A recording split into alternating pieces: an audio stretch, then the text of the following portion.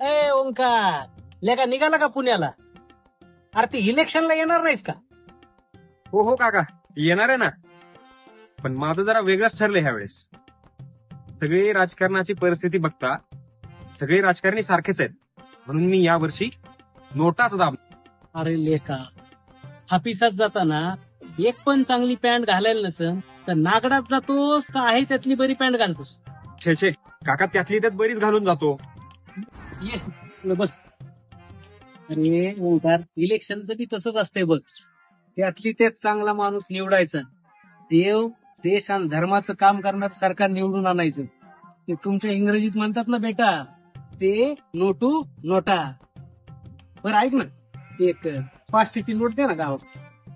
काका, ठरलंय ना आपलं, से नो टू नोटा.